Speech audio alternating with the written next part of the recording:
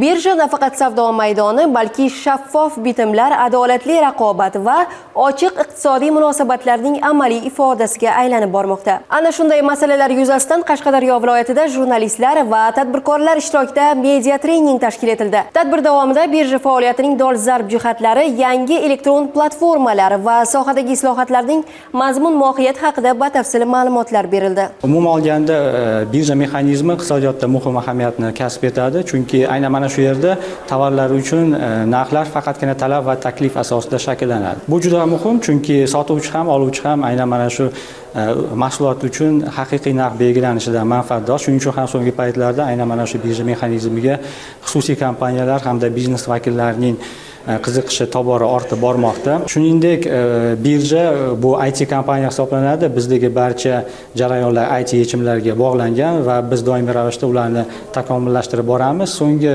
paytda qilingan yangiliklardan biri bu birjada Uzex Agro savdo platformasini joriy qilinganligi bo'ldi. Ushbu platforma qishloq xo'jalik mahsulotlarini bozor narxlarida IT yechimlarga asoslangan holda sotishga mo'ljallangan. O'zbekiston Respublikasi tovar xom ashyo birjasining Qashqadaryo filiali bugungi kunda faoliyatini keng ko'lamda olib bormoqda. Markaziy savdo zalidan tashqari 10 ta savdo maydonchasi, 158 ta brokerlik idorasi va 343 nafar treyderlar faoliyat yuritmoqda. 2025-yilning sentyabr oyida o'tkazilgan elektron savdolar yakuniga ko'ra 11,1 trillion so'mlik bitimlar imzolangan bo'lib, ularning 87% birja savdolar hissasiga to'g'ri kelgan.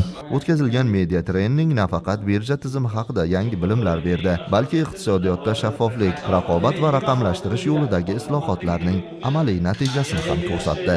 Muhriddin Jalolov, Yorqin Bobonazarov, Ovoza informatsion dasturi uchun Qashqadaryodan.